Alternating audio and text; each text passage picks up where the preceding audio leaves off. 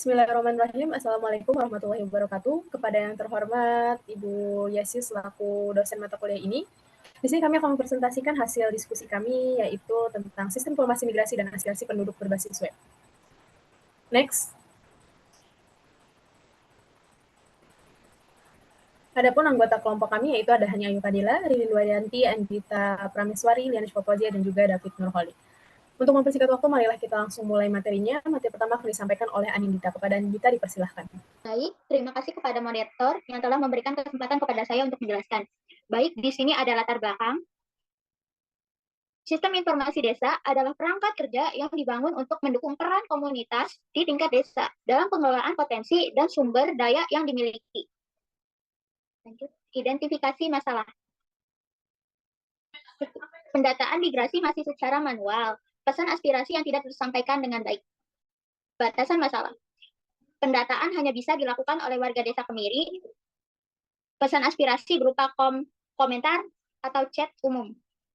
Tujuan penelitian, membuat web sistem informasi pendataan migrasi penduduk yang mudah diakses dan cepat bagi masyarakat dan membantu masyarakat untuk menyampaikan aspirasinya dengan bebas. Di sini ada jadwal progres kami.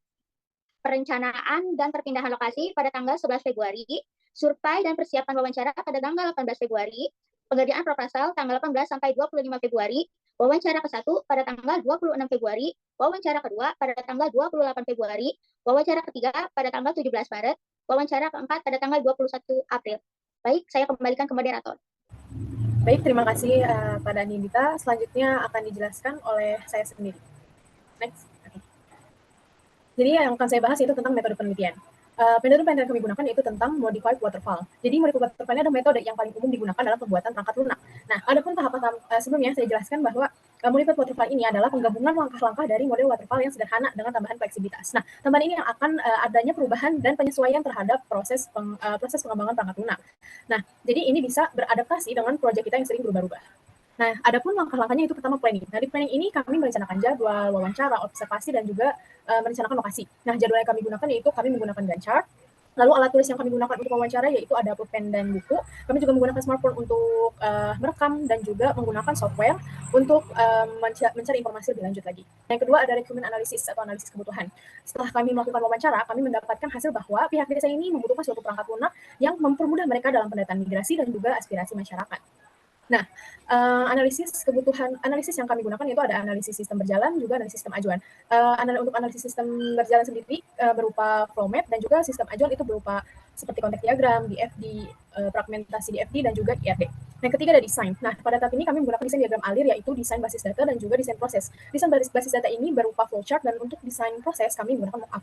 Nah, yang keempat ada implementasi. Di tahap ini kami membuat kode program ya. Kita membuat kode program sesuai dengan apa yang dibutuhkan oleh pengguna. Nah, setelah kita buat kode program, kita masuk ke tahap testing di mana program kita akan diuji apakah si program ini itu sesuai dengan pengguna atau enggak, apakah ada kesalahan atau enggak. Nah, yang keenam itu terakhir ada maintenance atau seperti pembaruan perangkat lunak. Jadi kita memperbaiki, kita mengupgrade supaya perangkat lunak ini jauh lebih bagus gitu dan sesuai dengan apa yang diinginkan pengguna. Next.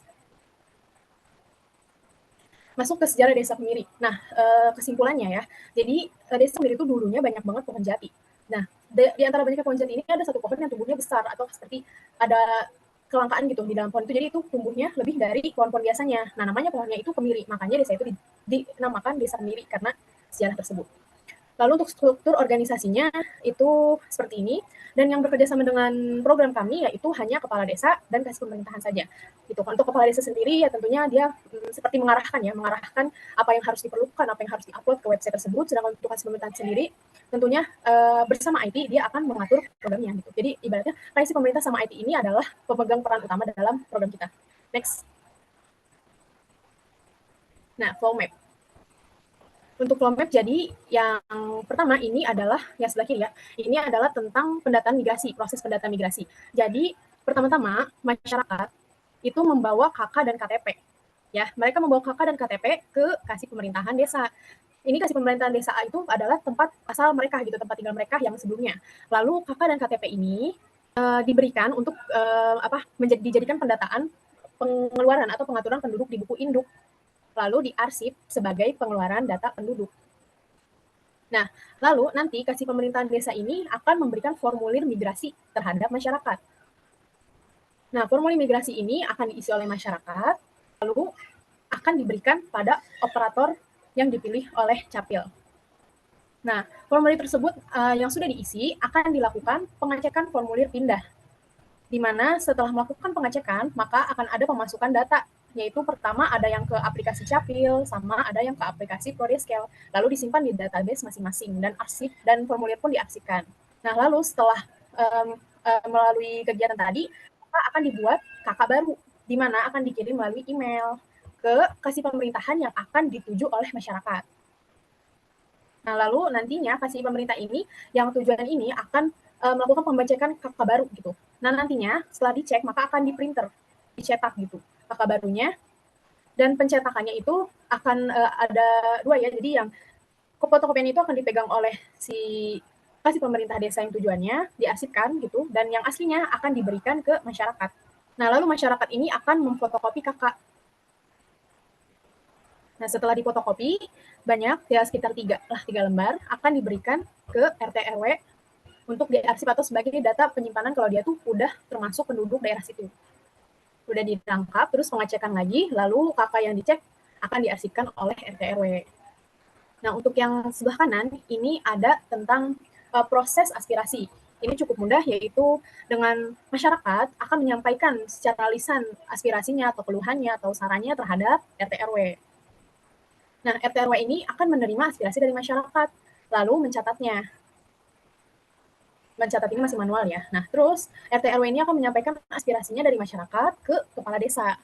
Tapi biasanya kalau pengumuman itu atau aspirasi masyarakat itu penting, maka RT RW akan langsung menyelesaikannya dengan cara langsung datang ke kepala desa.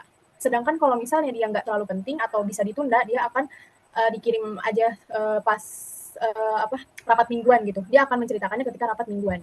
Sekian penjelasan materi dari saya.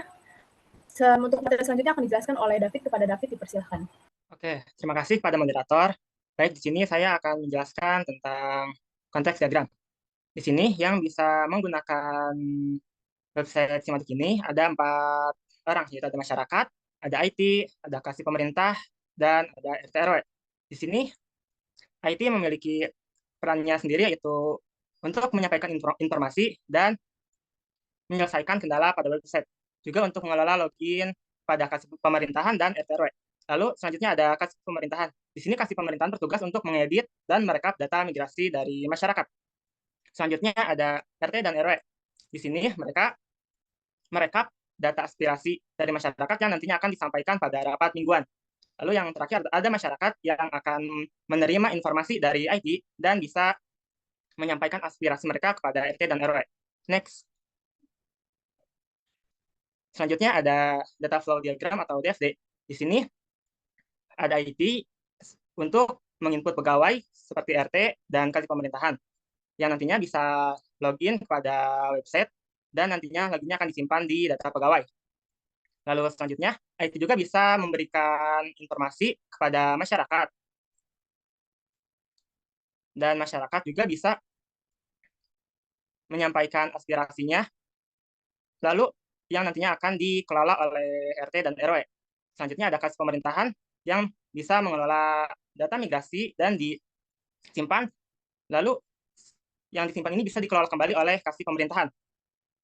Oke, next. Selanjutnya ada fragmentasi diagram. Di sini IT akan menginput data RT dan nantinya akan disimpan di data RT RW. Lalu selanjutnya IT juga akan menginput data kasih pemerintahan yang nantinya akan disimpan di kasih pemerintahan. Lalu selanjutnya kasih pemerintahan akan mendapatkan username dan password untuk login dan nantinya akan disimpan di data login. Lalu ada RT RW akan mendapatkan username dan password untuk login yang nantinya akan disimpan di data login. Selanjutnya ada masyarakat. Di sini masyarakat akan menyampaikan aspirasi, lalu akan dikelola oleh RT dan RW dan disimpan di data aspirasi. Lalu ada kasih pemerintahan. Di sini kasih pemerintahan bisa mengelola atau menginput migrasi dan yang nantinya akan disimpan di data migrasi. Selanjutnya. Oke, selanjutnya ada IRD. Di sini IT akan mengelola data login RT dan kasih pemerintahan yang nantinya bisa login dan mendapatkan username dan password. Selanjutnya Nanti di sini RT dan RW bisa mereka pesan aspirasi yang di dalamnya ada foto dan video. Dan juga di sini kasih pemerintahan bisa mereka migrasi yang di dalamnya ada NOKK, NIK, dan yang lainnya. Lalu ada masyarakat. Di sini masyarakat bisa mengisi pesan aspirasi. Dan juga di sini masyarakat bisa mengisi migrasi untuk perpindahan penduduk mereka. Dan di sini juga masyarakat memiliki item yang di dalamnya terdapat ada NOKK, nama, alamat tujuan, NIK, jenis kelamin, tanggal lahir, kerjaan, dan yang lain sebagainya. Sekian dari saya kembalikan pada moderator. Baik, terima kasih kepada David. Materi selanjutnya akan dijelaskan oleh Hani. Kepada Hani, dipersilakan. Baik, terima kasih kepada moderator. Di sini ada rancangan tabel, yang dimana di dalam rancangan tabel terdapat tabel login, berisikan data login, lalu ada tabel aspirasi, berisikan pesan aspirasi, lalu ada tabel migrasi, berisikan data migrasi, lalu ada tabel masyarakat, berisikan data masyarakat, lalu ada tabel kasih pemerintah, berisikan data kasih pemerintah, lalu ada tabel IT, berisikan data IT, lalu ada tabel RT/RW, berisikan data RT/RW. Selanjutnya ada tabel login, yang dimana DBMS yang digunakan adalah MySQL, nama basis datanya adalah data migrasi.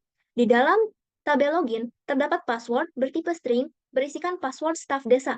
Lalu ada username bertipe string, berisikan username staf desa. Selanjutnya ada tabel aspirasi, yang dimana DBMS yang digunakan adalah MySQL. Nama basis datanya adalah data migrasi.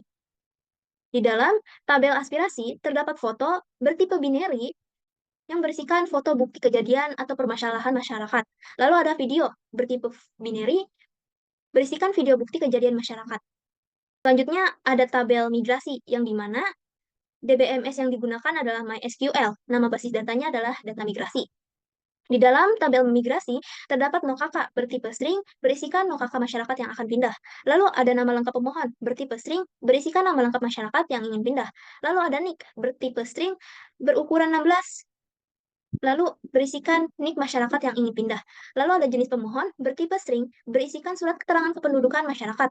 Lalu ada alamat asal bertipe string, berisikan alamat tempat tinggal sebelumnya. Lalu ada klasifikasi kepindahan bertipe string, dijelaskan tinggal di mana. Lalu ada alamat pindah bertipe string, berisikan alamat tempat tinggal yang akan dituju. Lalu ada alasan pindah bertipe string, berisikan menjelaskan alasan mengapa pindah. Lalu ada jenis kepindahan bertipe string, berisikan siapa yang akan pindah, apakah semua anggota atau hanya sebagian. Lalu ada anggota yang tidak pindah bertipe string, menjelaskan siapa yang akan tetap tinggal. Lalu ada anggota keluarga yang pindah bertipe string, menjelaskan siapa yang akan pindah. Lalu ada daftar anggota keluarga yang pindah bertipe string, menyebutkan anggota keluarga yang akan pindah. Selanjutnya ada tabel masyarakat, yang dimana DBMS yang digunakan adalah MySQL. Nama basis datanya adalah data migrasi. Di dalam tabel masyarakat, terdapat nama bertipe string, berisikan nama lengkap masyarakat, lalu ada tanggal lahir bertipe date, berisikan tanggal lahir masyarakat, lalu ada tempat lahir bertipe string, berisikan tempat lahir masyarakat, lalu ada agama bertipe string, berisikan agama yang dianut, lalu ada pendidikan bertipe string, berisikan pendidikan terakhir masyarakat, lalu ada pekerjaan bertipe string, berisikan pekerjaan masyarakat, lalu ada jenis kelamin bertipe string, menjelaskan jenis kelamin masyarakat, lalu ada status pernikahan bertipe string, berisikan sudah menikah atau belum, lalu ada kewarganegaraan bertipe string, berisikan WNI atau bukan. Selanjutnya ada kedudukan keluarga bertipe string, berisikan kedudukan dalam keluarga, lalu ada NIK bertipe string, berukuran 16, berisikan nomor induk keluarga. Lalu ada kakak bertipe string, berisikan nomor kartu keluarga.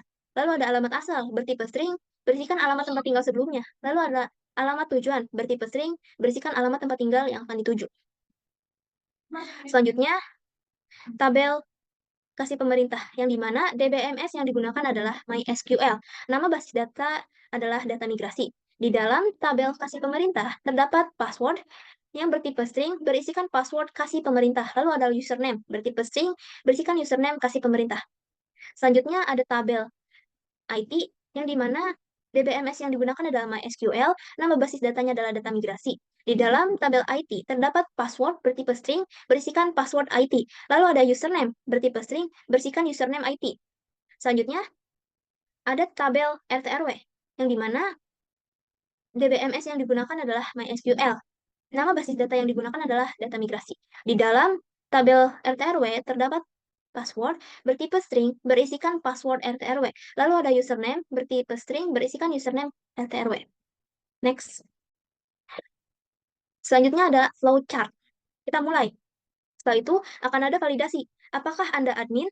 Jika tidak, maka akan ke halaman masyarakat, yang dimana di halaman masyarakat terdapat menu aspirasi. Masyarakat dapat memasukkan aspirasi, lalu mengirimkannya, lalu selesai. Jika Anda login, maka akan dilakukan proses login yang memasukkan username dan password. Lalu akan ke halaman admin, yang dimana di halaman admin terdapat 3 menu. Yang pertama ada menu migrasi penduduk, yang dimana admin dapat memasukkan data migrasi. Lalu jika data migrasi sudah selesai dimasukkan, akan ada validasi. Apakah data sudah benar? Jika tidak, maka akan mengulang memasukkan data. Jika benar, maka akan disimpan dan selesai. Yang kedua ada menu laporan aspirasi, di mana di dalam laporan aspirasi ini terdapat data aspirasi yang telah dikirimkan oleh masyarakat. Yang jika aspirasi itu sudah selesai atau sudah diproses, maka akan ada validasi. Yang dimana jika tidak, maka tidak akan diapa-apakan. Dan jika iya, maka akan disimpan. Dan selesai. Yang terakhir ada menu informasi, yang dimana admin dapat memasukkan berita, lalu mempostingnya, lalu postingan itu akan disimpan dan selesai. Sekian penjelasan dari saya kembalikan kepada moderator. Terima kasih kepada Hani. Materi selanjutnya akan disampaikan oleh Ririn. Kepada Ririn, dipersilakan. Baik, terima kasih kepada Liana sebelumnya. Baik, di sini saya akan menjelaskan desain antarmuka yang kami buat, di mana pada rancangan website kita mempunyai 3 fitur utama, di antaranya layanan aspirasi, yang bisa diakses oleh masyarakat dan dikelola oleh RT di desa. Dan yang kedua, ada fitur pendataan migrasi penduduk. Nah, untuk fitur ini hanya bisa diakses dan dikelola oleh pihak aparatur desa, pemerintahan pada desa. Untuk yang terakhir, ada fitur berita yang bisa diakses oleh semua orang, tetapi hanya bisa dikelola oleh pihak desa, utamanya bagian IT. Yang pertama, ada halaman utama yang berisikan menu fitur utama yang berisikan seperti info dari desanya seperti apa, dari sejarah maupun kayak berita terbaru, lalu ada tata letak geografis di mana desa Kemiri itu berada. Lalu di halaman utama ada fitur login, di mana login di sini hanya dikhususkan untuk pihak desa dan RT RW saja. Lalu ada halaman berita, bisa dibuka ketika si user mengklik bagian menu fitur di halaman utama. Pada halaman ini berisikan berita-berita yang sudah dipost oleh pihak desa. Lalu ada halaman untuk memposting berita. Seperti yang sudah dijelaskan sebelumnya, bahwa fitur ini hanya bisa diakses oleh pihak IT di desa saja, dan selanjutnya ada fitur layanan aspirasi. Nah, untuk fitur layanan aspirasi ini baru bisa diakses oleh si masyarakat. Tetapi sebelum si masyarakat ini mengirim aspirasinya, karena kan ini website berbasis terbuka, dan si masyarakat tidak perlu login untuk masuk ke website ini. Hanya saja ketika si masyarakat ini ingin mengirim aspirasinya, harus diisi data diri si masyarakat tersebut terlebih dahulu. Lalu baru bisa mengirim aspirasi yang ingin disampaikan kepada pihak desa. Tetapi ketika si user ini tidak mengerti atau si masyarakat ini tidak mengerti, karena di bagian desa ini masih banyak yang masih awam tentang smartphone, maka si masyarakat ini bisa mengklik tata cara melapor. Dan ketika sudah dibaca dan dipahami, baru si masyarakat ini bisa mengirim aspirasi tersebut dengan benar. Next. Lalu ketika si aspirasi yang sebelumnya sudah dikirim oleh si masyarakat, pihak RT ini akan langsung bisa melihat aspirasi yang sudah dikirimkan oleh masyarakat dan bisa dikelola oleh RT RW pada desa tersebut. Apakah setelah penyampaian aspirasi itu pada rapat mingguan, lalu si RT RW ini akan mengelola nih apakah si aspirasi tersebut diproses, ditunda, atau diselesaikan. Dan si masyarakat juga bisa melihat progres aspirasi yang sudah mereka kirimkan kepada pihak desa, apakah sudah diproses, selesai, atau ditunda. Dan untuk selanjutnya ada pendataan migrasi. Untuk pendataan migrasi sendiri hanya bisa diakses oleh pihak desa saja, terutama pada kasih pemerintahan. Di sini terdapat beberapa kolom atau tabel yang berisikan nama, agama yang seperti sudah dijelaskan pada Hani sebelumnya. Dan ketika sudah dikirim, lalu akan muncul pada tabel rekapan migrasi, yang dimana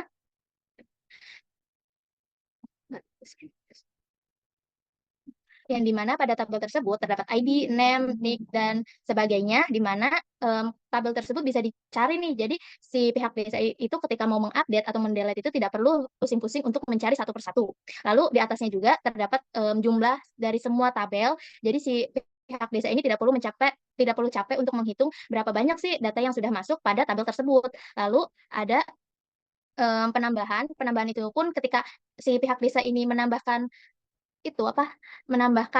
data, di web tersebut akan menambah secara otomatis dan mengurang ketika di delete. Next.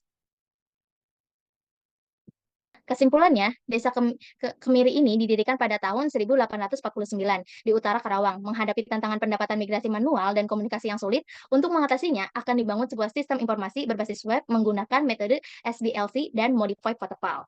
Dan sarannya adalah Desa Kemiri menghadapi tantangan digitalisasi seperti pendataan migrasi manual dan komunikasi yang sulit. Untuk mengatasinya akan dibangun sistem informasi web menggunakan metode SDLC dan Modified Waterfall. Sistem ini memfasilitasi pendataan migrasi online, komunikasi terbuka, dan transparansi informasi. Sekian presentasi dari saya kembalikan kepada moderator. Terima kasih. Alhamdulillahirrahmanirrahim. Saya akhiri diskusi pada hari ini atau presentasi pada hari ini. Saya selaku moderator meminta maaf jika ada kesalahan maupun kekurangan dalam penyampaian materi. Baik, sekian dari kelompok kami. Kurang lebihnya mohon maaf. Wassalamualaikum warahmatullahi wabarakatuh. Oke ya.